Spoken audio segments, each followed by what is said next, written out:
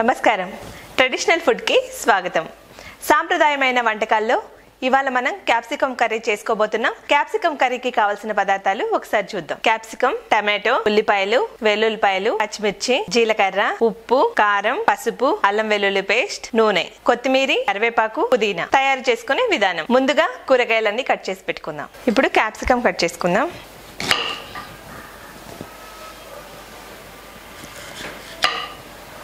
ఈ గింజలు రాకుండా ఓన్లీ క్యాప్సికమ్ ముక్కలు కట్ చేసుకోవాలి.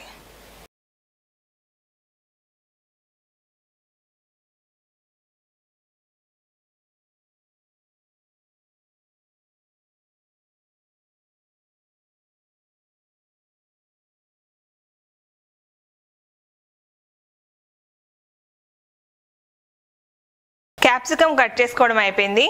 ఇప్పుడు పచ్చిమిర్చి కట్ చేసుకుందాం.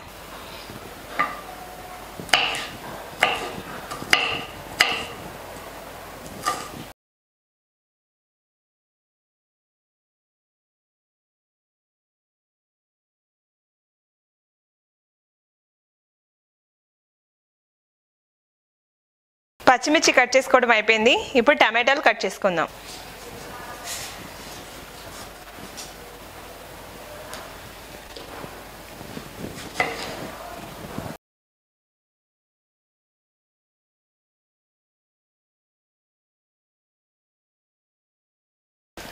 టమాటాలు కట్ చేసుకోవడం అయిపోయింది. ఇప్పుడు ఉల్లిపాయలు కట్ చేసుకుందాం.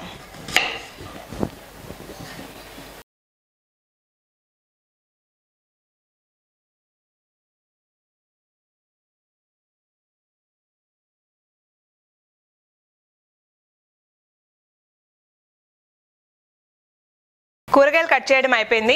ఇప్పుడు పోపు వేసుకుందాం. ముందుగా స్టవ్ వెలిగించుకొని నూనె వేసుకుంటాను.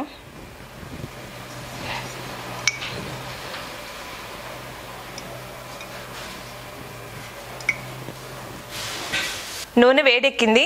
ఇందులో పోపు దినుసులు వేసుకుందాం. పోపు దినుసులు, జీలకర్ర, ఉల్లిపాయ ముక్కలు వేసుకుందాం. ఇప్పుడు కొద్దిగా పచ్చిమిర్చి ముక్కలు కూడా వేసుకుందాం.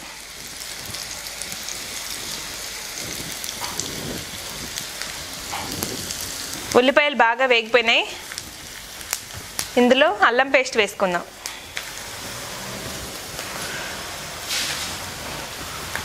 అలాగే కరివేపాకు కూడా వేసుకుందాం.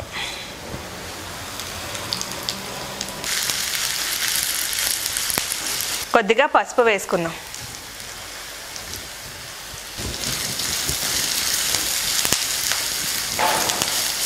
ఇప్పుడు క్యాప్సికమ్ ముక్కలు కూడా వేసేసుకుందాం.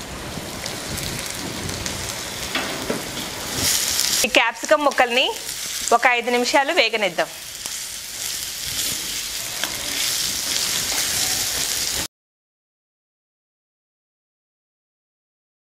క్యాప్సికమ్ ముక్కలు వేసుకున్నాం కదా, ఇప్పుడు కొద్దిగా ఉప్పు వేసుకుందాం.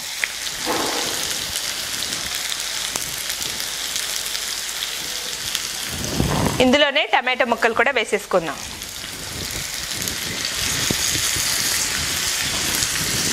ఇప్పుడు క్యాప్సికమ్, టమాటో ముక్కల్ని ఒక 5 నిమిషాల పాటు బాగా వేగనిద్దాం. ఇవి బాగా వేగాయి. ఇందులో కారం, ధనియా పొడి వేసుకుందాం. కొద్దిగా కారం, కాస్తంత ధనియాల పొడి వేసుకుందాం. ఇప్పుడు కొన్ని నీళ్లు పోసుకుందాం.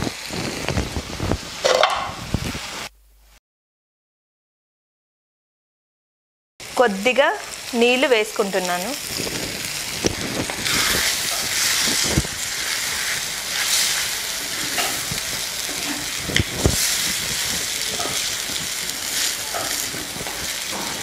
ఇందులో పుదీనా వేసేసుకుందాం.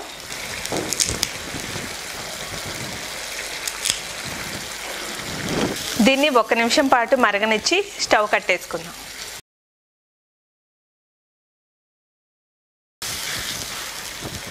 క్యాప్సికమ్ కర్రీ రెడీ అయిపోయింది. దీన్ని కొత్తిమీరతో గార్నిష్ చేసుకొని ఎలా ఉందో టేస్ట్ చేస్తాను.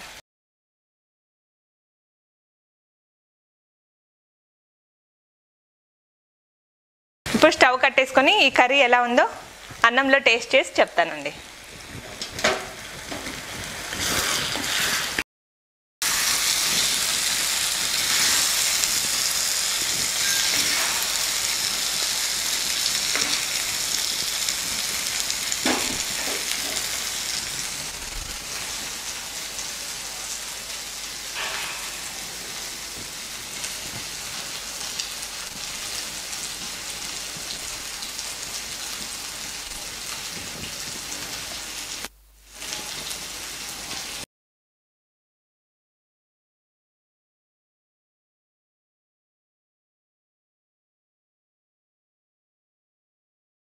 క్యాప్సికమ్ కర్రీ చాలా అంటే చాలా టేస్టీగా ఉంది.